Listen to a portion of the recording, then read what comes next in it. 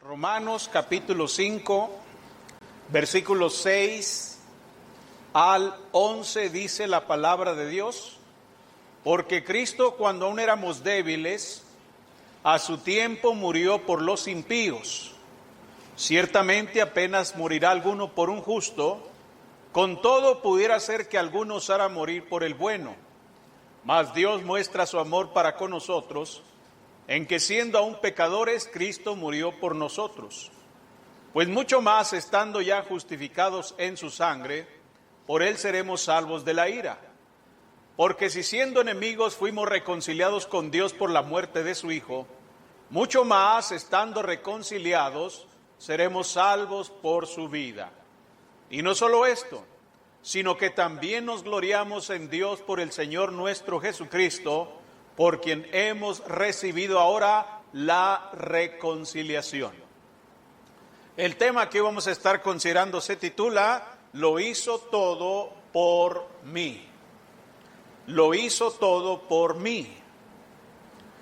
En este pasaje bíblico encontramos al apóstol Pablo disertando sobre los beneficios que tenemos como hijos de Dios. Estos versículos aclaran las grandes provisiones que nos han llegado a través de la muerte del Señor Jesucristo. Y también estas bendiciones son en virtud de que depositamos nuestra fe en Él. Estos versículos nos dicen lo que somos sin Él, lo que hizo por nosotros y lo que tenemos gracias a su sacrificio.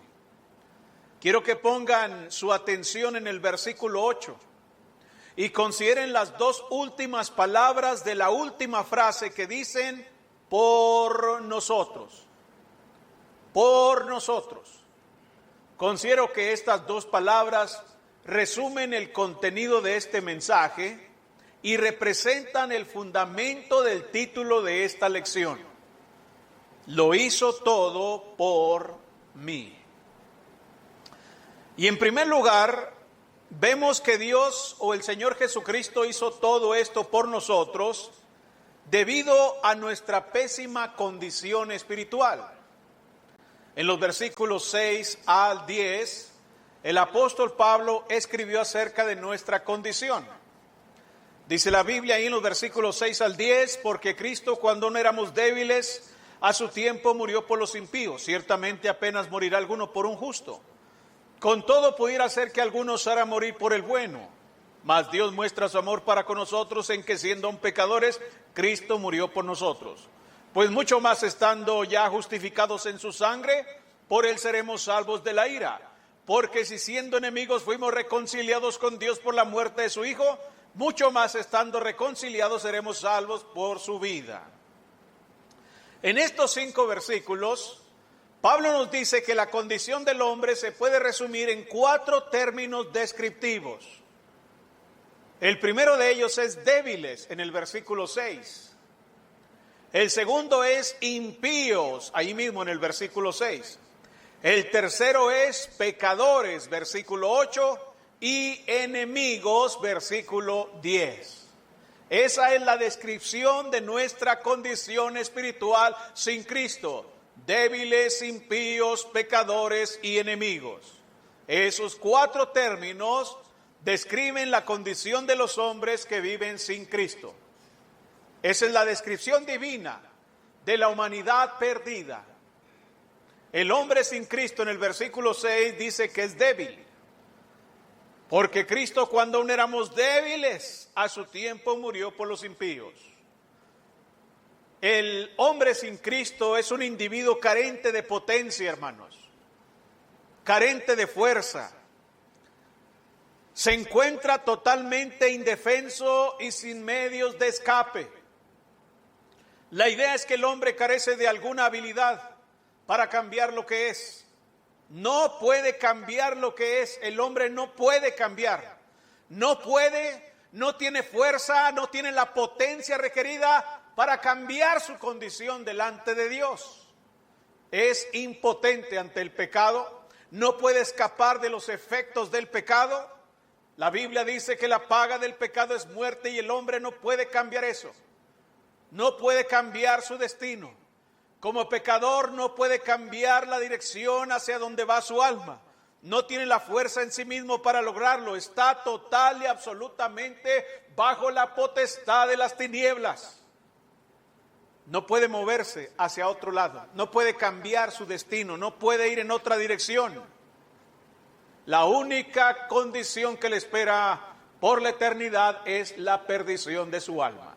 Entonces el hombre sin Cristo es débil. En segundo lugar, el hombre sin Cristo es impío, dice el versículo 6. Ellos no tienen temor, no tienen respeto por Dios. No solo desprecian las cosas de Dios, sino a Dios mismo. Ellos viven su vida como si Dios no existiera. No tienen ninguna consideración de su voluntad, ni de su palabra, ni de su justicia, ni tampoco de la advertencia de su juicio. Ahora, ser impío, hermanos, no significa necesariamente que la persona viva revolcándose en el pecado. Quizás lo haga, pero no necesariamente. Esta persona se distingue por hacer lo que le plazca. Hace lo que se le pega la gana sin consideración alguna de su Creador. No ama a Dios en ninguna manera, aunque no necesariamente vive inmerso en la inmoralidad, inmerso en la corrupción del mundo. Puede ser una persona muy decente, moralmente hablando, pero no tiene ningún respeto por Dios, ni tampoco le interesa la voluntad de Dios. Por eso es una persona impía. Luego en el versículo 8 se nos dice que el hombre sin Cristo es pecador. La palabra pecado significa errar al blanco, fallar al blanco. Por tanto, un pecador es uno que tropieza, uno que queriendo acertar, queriendo hacer el bien, queriendo vivir rectamente, falla, tropieza, fracasa en el intento. Los hombres que viven sin Dios en el mundo se esfuerzan mucho para vivir una vida moralmente correcta, una vida adecuada o decente. Sin embargo, fracasan. No importa cuán limpios se vean por fuera, no importa cuántos buenos adjetivos puedan lograr a su causa. La triste realidad es que siempre tropiezan, siempre.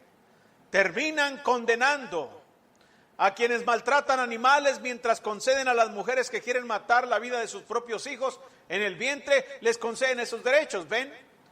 Se presentan como personas decentes, como personas muy inteligentes, muy sabias, pero finalmente fracasan en todos sus juicios.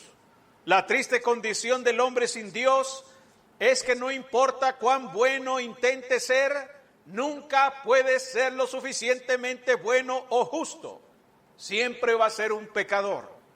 Puede apuntar muy alto y establecer estándares de vida sumamente altos y afables, pero siempre se quedará corto a la luz de los estándares de Dios. Siempre va a fallar al blanco, siempre se va a equivocar, siempre va a ir en pos del pecado.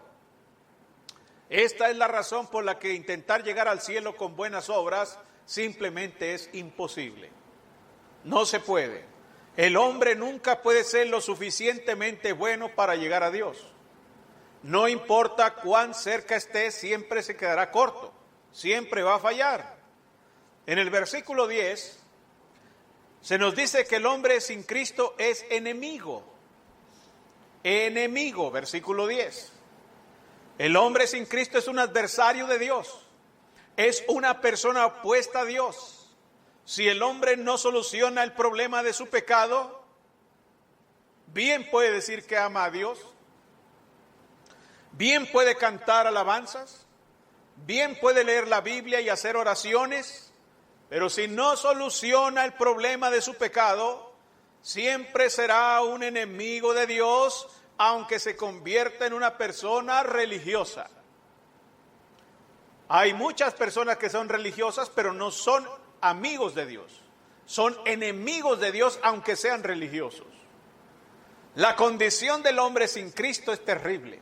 Es una tragedia. Es una condición desesperada. Su destino está marcado por la condenación y no puede hacer nada por sí mismo para remediarlo. Está cautivo. Sin embargo, ahí es donde entra en función la gracia de Dios. Todo lo que Cristo hizo, lo hizo por mí, debido a la condición miserable y perdida en la que me encontraba. Ahora bien, todo lo que hizo por mí, lo hizo por compasión. Ahora, ¿qué clase de compasión es esa? Porque también los hombres son compasivos. ¿Qué tendría de especial? Bueno, vamos a ver que la compasión del Señor es superior. La compasión del Señor es superior. Dice los versículos 6 al 7, vean. Porque Cristo, cuando aún éramos débiles, a su tiempo murió por los impíos. Ciertamente, apenas morirá alguno por un justo. Con todo, pudiera ser que alguno osara morir por el bueno. Pablo nos dice que hay unas pocas personas por las que los hombres estarían dispuestos a morir. ¿Hay personas en su vida por las cuales usted estaría dispuesto a morir? Tal vez algunos digan que se trata de su madre, o de su padre, o de su cónyuge, o de sus hijos, o incluso por algún buen amigo. Hay personas que estarían dispuestas a morir por un buen amigo. Así que si lo pensamos bien, fácilmente podríamos encontrar algunas pocas personas por las que estaríamos dispuestos a dar nuestra vida sin dudarlo. Por ejemplo, podemos ver escenas donde los padres cubren a sus hijos o a su esposa cuando hay un tiroteo. ¿No se han fijado? En las noticias se ve el tiroteo, se ven los balazos y entonces los padres cubren a sus hijos para que si viene una bala hacia ellos, pues les pegue a ellos. Cubren a su esposa. Existe el caso real de 2 mineros que por un derrumbe quedaron atrapados en una mina. Se percataron de que tenían solamente 2 máscaras de oxígeno. Sin embargo, una de las máscaras estaba dañada, no servía. Eso indicaba que solamente uno podría salir con vida de ese lugar cuando llegara el rescate. Entonces, uno de esos mineros, el que estaba soltero, que no tenía esposa ni tenía hijos, le entregó la máscara buena al otro y le dijo: tómala tú. Tú tienes esposa y tienes hijos, yo no tengo a nadie, yo puedo irme, pero tú tienes que quedarte porque ellos dependen de ti. Ese hombre estuvo dispuesto a entregar su vida por el otro y por la vida de sus hijos, de su familia. Todos hemos oído historias de soldados, por ejemplo, en el campo de batalla, que han entregado sus vidas por sus compañeros. Tal vez se arroje una granada en medio del pelotón y entonces uno de ellos salta sobre la granada y explota, lo mata, pero salva a todos sus compañeros. Él estuvo dispuesto a dar su vida por sus camaradas, por sus amigos, por sus compañeros. Todos esos son ejemplos de coraje y sacrificio. Sin embargo, todos tienen un tema en común. Todos demuestran la capacidad humana de darnos a nosotros mismos por el bien de aquellos a quienes queremos. Los seres humanos tienen esa capacidad. La familia, los amigos y los compañeros los queremos, los amamos y estamos dispuestos a buscar el bien por ellos, incluso a dar nuestras propias vidas. Sin embargo, vean esto. ¿Cuántos pueden dar la vida por sus enemigos? Ay, la cosa cambia. No es lo mismo dar la vida por un familiar, por un hijo, por una esposa, por un padre, por un buen amigo, por un buen compañero, a entregar la vida por un enemigo. Eso ya cambia la cosa. El amor humano tiene límites, hermanos. Pero el amor de Dios no tiene límites. Y eso es exactamente lo que dice el versículo 6. Jesús entregó su vida por débiles, por impíos y pecadores que eran sus enemigos. Por aquellos que lo odiaban, por aquellos que no lo amaban, por aquellos que quebrantaban su voluntad, por aquellos que vivían lejos de sus caminos. Él entregó su vida solamente porque los ama. No entregó su vida solamente por buenos. No entregó su vida solamente por personas que fuesen religiosas. No entregó su vida solamente por personas débiles, sino que entregó su vida por los impíos. Su compasión entonces es superior a la compasión humana. Él lo hizo todo por mí por compasión y por una compasión superior a la que puede existir sobre la tierra. Su compasión, hermanos, también es trascendente. Dice el versículo 8 que su compasión es trascendente. Mas Dios muestra su amor para con nosotros en que siendo aún pecadores Cristo murió por nosotros. Vean eso. Noten cómo el amor de Dios trasciende cualquier cosa que la humanidad sea capaz de producir. Mostró su gran amor cuando Jesucristo murió por aquellos que todavía eran pecadores. Entiendan eso.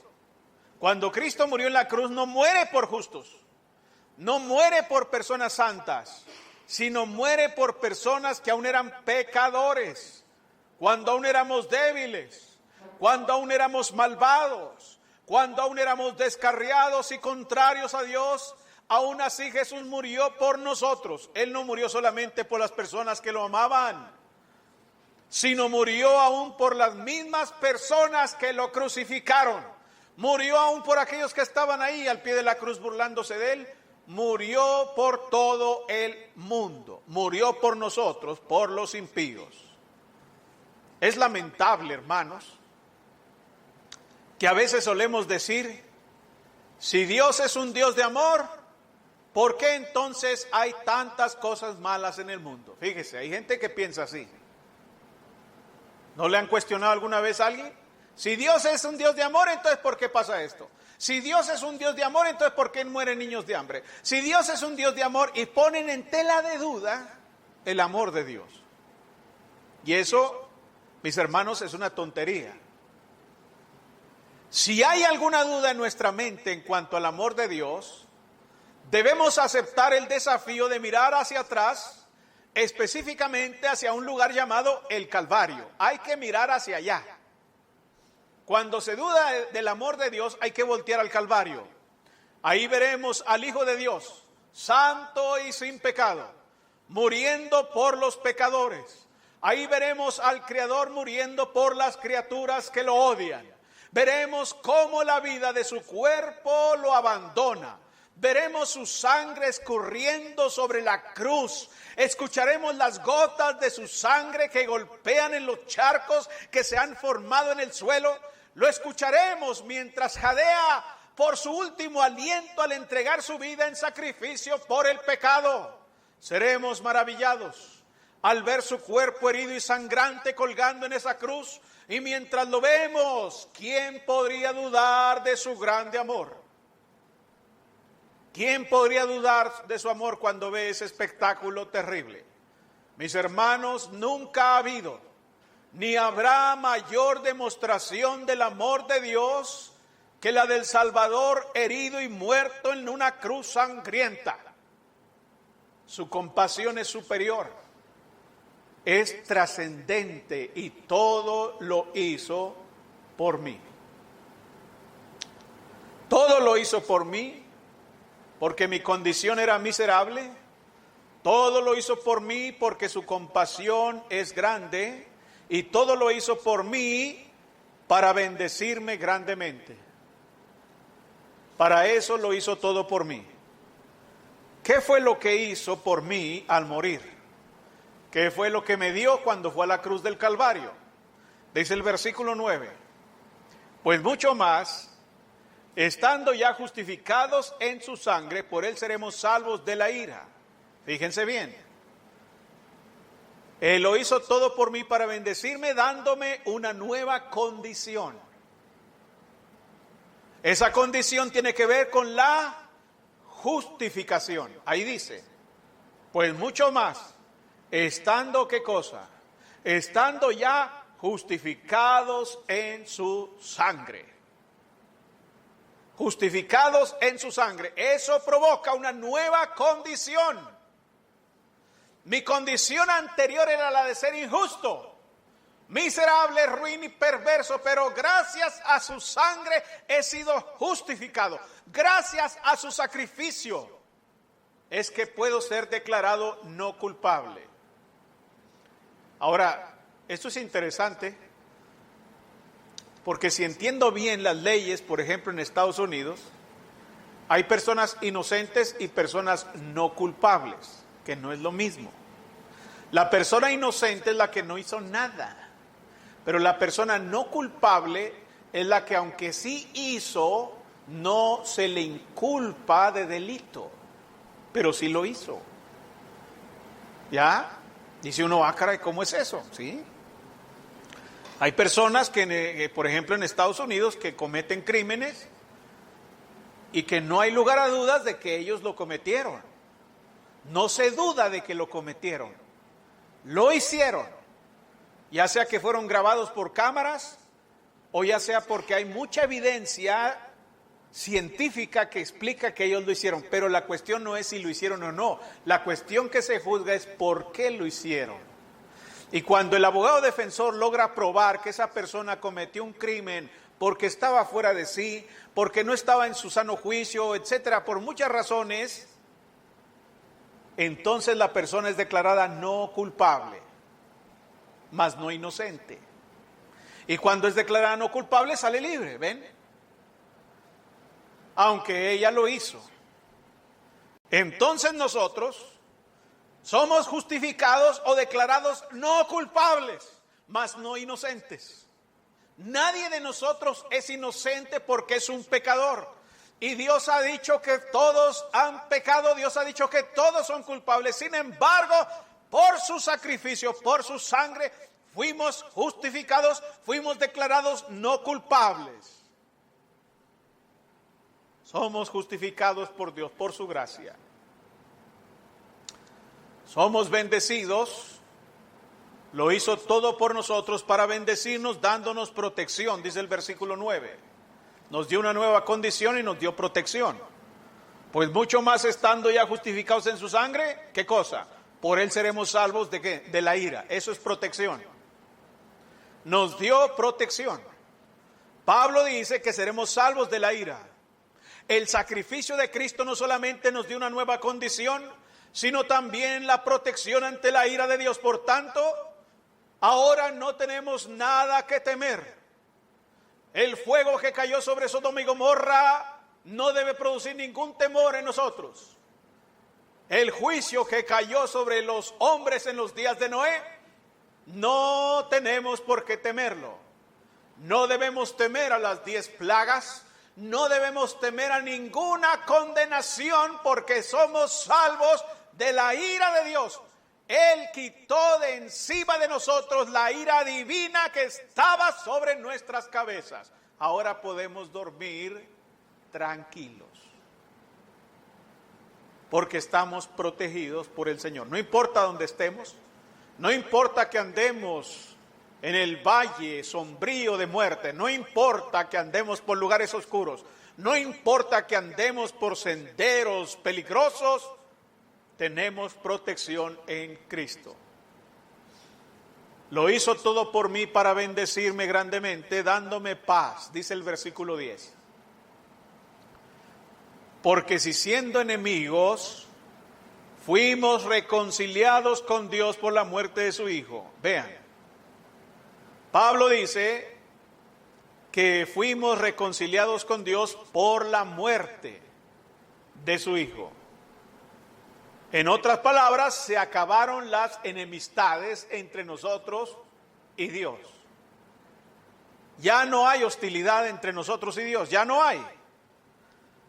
Estas palabras nos dicen que ya no hay conflicto entre nosotros y Dios. No hay banderas de guerra. No hay ejércitos en nuestras fronteras para pelear. Se acabó la guerra. Ya no hay amenaza de batalla. Ya no hay amenaza de conflicto. Sino que ahora hay paz entre nosotros y Dios. Estamos tranquilos. Podemos esperar caminar con Él por la eternidad porque ya no hay ningún conflicto. Ahora hay paz entre nosotros. Lo hizo todo por mí para bendecirme, dándome preservación. Mire lo que dice el versículo 10. Porque si siendo enemigos fuimos reconciliados con Dios por la muerte de su Hijo, mucho más estando reconciliados, ¿qué cosa? Seremos salvos por su vida. Ahí está la preservación. La palabra salvo también significa preservar seguro, cuidar, proteger. Pablo dice que seremos salvos por su vida. Estas palabras nos dicen que Jesús está vivo. ¿Ya lo vieron? Jesús está vivo, dice ahí. Seremos salvos por su vida. Por su vida, Jesús está vivo. Esto no tiene nada que ver con la vida que Él vive hoy en el cielo, sino con esa vida que tiene allá, pero también la tiene entre nosotros. Él vive entre nosotros. Estando vivo, nosotros también estamos vivos en Él. Él es nuestro abogado porque Él está vivo. Él es nuestro intercesor porque Él está vivo. Y ahí estamos seguros en Él, protegidos por Él. No tememos a la condenación eterna porque Él es nuestro abogado y está vivo. No tememos a las aflicciones de esta vida porque Él intercede por nosotros. En Él tenemos preservación. Lo hizo todo por mí para bendecirme, dándome alabanza, dice el versículo 11. Y no solo esto, sino que también nos gloriamos en Dios por el Señor nuestro Jesucristo. Nos gloriamos en Dios. Dado que todas las bendiciones de Dios son verdaderas, lo único que puede brotar de nuestro corazón, ¿qué es? Alabanza. Aquí tenemos razones suficientes, hermanos, en estos versículos que hemos leído. Tenemos razones suficientes para glorificar, para alabar a Dios. Yo sé, hermanos, y los entiendo perfectamente. Sé que en la vida hay muchas cosas difíciles. Hay muchas circunstancias complicadas en las que algunas nos metimos nosotros y algunas han caído sobre nosotros. De algunas somos responsables, de otras somos inocentes, somos víctimas. Y son muchas razones por las que podamos sentir que no hay motivos para alabar al Señor. Sin embargo, si somos salvos, entonces tenemos toda la razón que necesitamos para alabarlo. Solamente que hay que enfocar nuestra mente en esto, en que Dios lo hizo todo por mí para bendecirme, dándome una nueva condición, dándome protección, dándome paz, dándome preservación y llenando mi boca de alabanza. Dice el versículo 11 que también nos dio un gran privilegio. Nos dio un gran privilegio, hermanos. Vean el versículo 11. Y no solo esto, sino que también nos gloriamos en Dios por el Señor nuestro Jesucristo. Y luego fíjense enseguida, por quien hemos recibido ahora la reconciliación. Qué tremendo es esto. Pablo dice que hemos recibido ahora la reconciliación. Esto nos habla de una relación muy íntima con Dios. Aquí tenemos a viejos pecadores, perdidos y destinados al infierno, y ahora gozando de una relación personal e íntima con el Dios santo y verdadero. Eso no es una relación cualquiera. No tiene nada en común, hermanos, esa relación. Es única en su clase.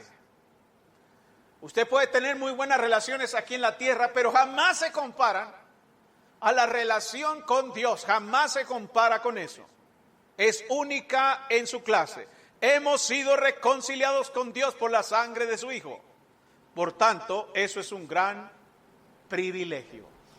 Él lo hizo todo por mí para bendecirme grandemente, dándome un gran privilegio, la reconciliación. Muchos hombres han querido acercarse a Dios, han querido tener comunión con Dios y para ello han hecho toda clase de cosas para lograrlo. Los judíos, por ejemplo, durante décadas estuvieron sacrificando una gran cantidad de animales, se derramó tanta sangre en sus altares, tantos animales fueron consumidos en los altares. ¿Para qué? Para lograr reconciliarse con Dios, pero no pudieron. Ni la sangre de los toros y de los machos cabríos, nada de eso pudo llevar al hombre a una comunión íntima como la que gozamos ahora en Cristo Jesús.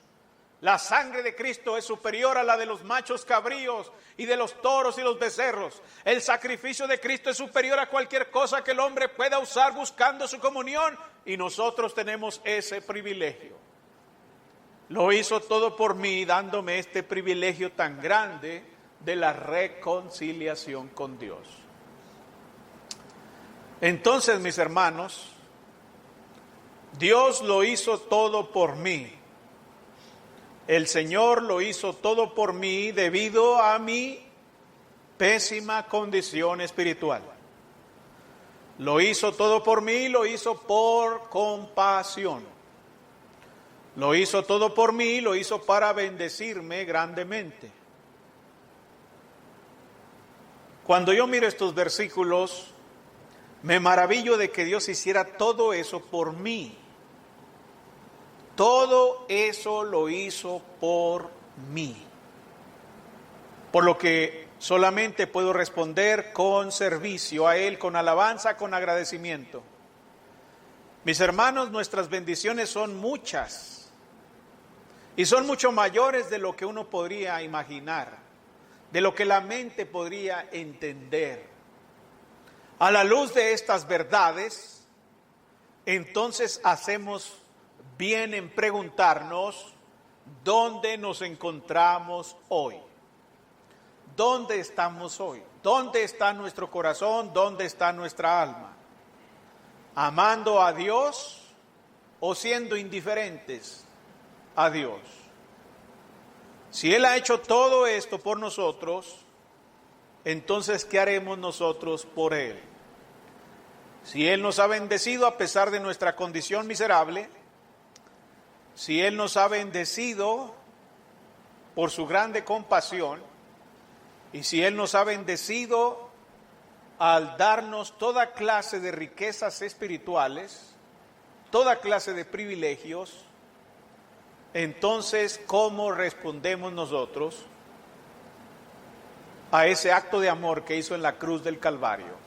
Meditemos en eso entonces, en estos días. Meditemos en lo que Él ha hecho por nosotros y lo que hacemos nosotros en respuesta a su grande amor. Puestos de pie.